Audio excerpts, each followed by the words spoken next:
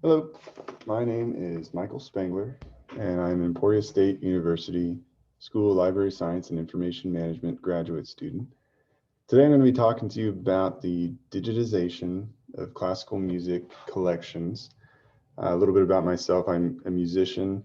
I love everything music. I love everything from rock back to classical. I think it's vastly important to have sheet music available to people who want to learn it, who want to study it, to inspire further musicians and inspire further research.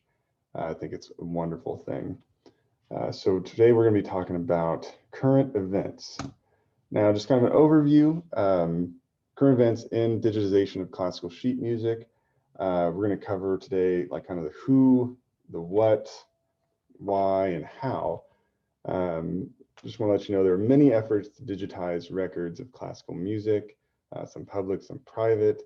There's other efforts to digitize other sheet music of other genres, such as jazz, blues, ragtime, you name it. Um, each of these genres comes with its own set of challenges, its own set of opportunities. But this presentation is going to concentrate specifically on the realm of classical sheet music, so classical music. Um, Now, who is digitizing these? First of all, you have universities. These institutions usually have a collection on hand that needs to be digitized to grant better accessibility and preservation to students.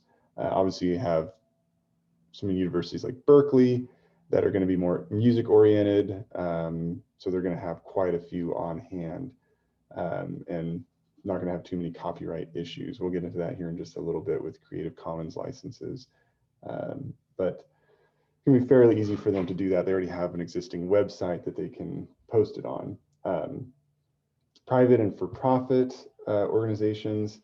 Since this class is for library science, I'm only just going to brush on this a little bit. But these collections are kind of a pay-to-play environment. Um, they're pretty self-explanatory, and through these sites such as musicnotes.com and onlinesheetmusic.com, you can purchase just about any classical sheet music. Biggest drawback of these kind of collections is that they do not have original copies and therefore take away from the research aspect of classical sheet music digitization. Libraries and museums kind of fall under the same category, like Library of Congress. If it has the means, obviously they do. If they have the budget, obviously they do. Some libraries do not. But if they have the means and the budget, many libraries have taken it upon themselves to scan and provide digital collections of classic sheet music that they own. Now, why digitize classical sheet music? Obvious answers are going to be historical preservation and accessibility. By preserving history and making it easily accessible, these collections can aid in the research, performance, and education of musicians around the world. One of the more interesting aspects of researching original copies, just a little sidebar, um, uh, I just read the story about Beethoven and how he never annotated, never wrote down what tempo his music was in, which is kind of a big deal. Tempo is how fast or slow the music is being played. So, who knows, maybe the more accessible some of this stuff is, maybe someone might find something that people have overlooked for centuries. But we have no idea how fast or slow any Beethoven music is supposed to be played. And I think that that's absolutely fascinating. So what you hear is kind of just the general consensus. So anyway, yeah, that's why it's being digitized. That and like tuning practices change over time. It wasn't until the 1920s that we had like a standard tuning. So yeah, it would have been like in a different pitch back in the day, which is obviously like what note it's in. Sorry.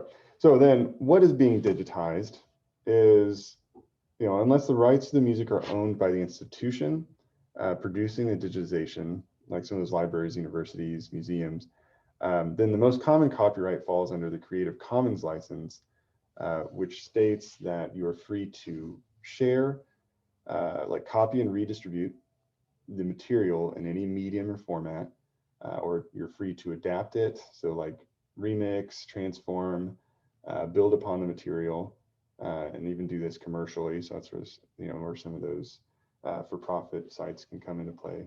As long as you give appropriate credit, provide a link to the license, and indicate if changes were made, if and what changes were made. Libraries, museums, and private for-profit organizations usually have more than one composer they're digitizing sheet music for. But in my research, I found that many websites with digital collections had digital collections of a single composer, like Chopin, Beethoven, Bach, to name a few. And it does seem like the more popular the composer, the more likely they are to have a standalone digital archive.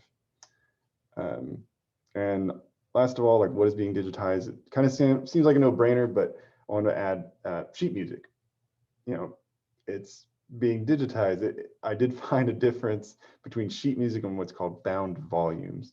Like in one of my journals I read about the Stanford Music Library, they were only scanning the actual sheet music because it could lay flat and easily scanned and scanned well. Whereas bound volumes were not being scanned in the project because they didn't have the means to do it well enough. Like this, it wouldn't scan well. The bound volumes were too brittle. They just ran into too many problems with that. So I found that was kind of interesting. How are they being imaged and organized? So in my research, I found sheet music is usually being scanned by hand on flatbed scanners and being saved as a TIFF file. Software is used to organize and produce some of the metadata, while existing websites such as universities and libraries, museums, websites are being used to access and promote that digital copy. Now, these collections are then further promoted and accessed through consortiums and collectives that provide a link to the website that hosts the digital copy of the sheet music. And I'll go touch on that just a little bit on a couple slides about RISM, and but this is done through like if you just Google classical sheet music online, you're bound to hit what's called the Sheet Music Consortium, and that's done through. It'll take you to links to these some of these libraries that have already scanned it in on their website. All right, so you have the example of this that I ran into and read up on for my scholarly journal was about the Stanford Music Library. So back in 2018, the Stanford University Music Library had a project to digitize sheet music that belonged to the library. Now, they chose the sheet music based on, it was just getting too brittle to withstand the handling that results from practice and performance. And it was pretty easy because the works were in public domain. They were just old enough that they didn't have the copyright anymore. Any problems with that. So it made for free printable digital files, which were ideal to access and preservation for students. Now they were scanned as TIFF files, and they used a software called Gooby, which automatically added things like ordering of pages, cropping, and quality control checks. Now they scan these using a flatbed scanner, and like I said earlier, the fact that the sheet music laid flat, they use that to their advantage, made it way easier to scan. Now going forward, the Stanford Music Library did say that they'd like to improve upon the sheet music digitization projects by developing like a simple standard item level metadata template for unprocessed collections.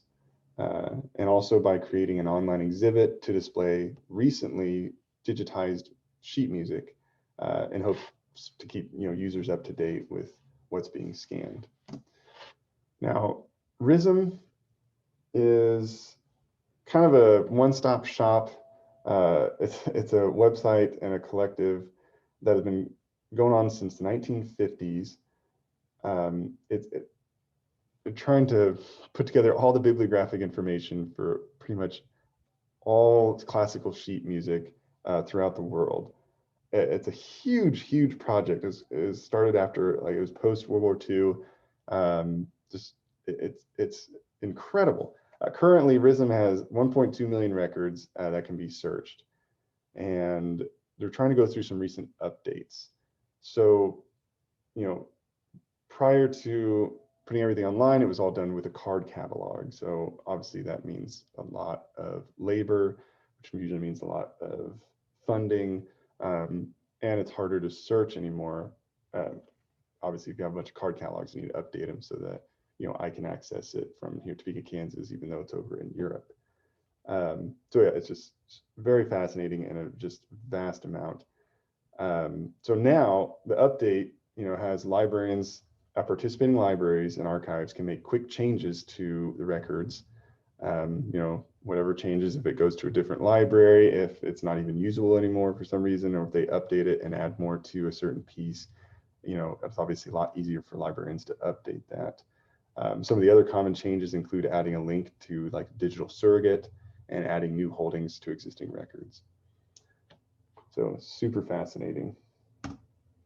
In conclusion, the digitization of sheet music is an ongoing effort being completed by organizations that have access to original source material or that want to create kind of that RISM, kind of that one-stop shop links to other sites to make sure that everyone has access to the sheet music.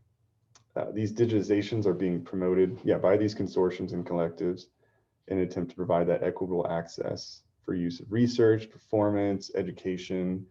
But they run into problems of digitization of sheet music, like copyright issues, access to funding, and updating existing records. But I really love this topic, and I think with the vast amount of classical sheet music available online already, it's only getting better. It's exciting to think about what the future holds for performers and researchers. Thank you.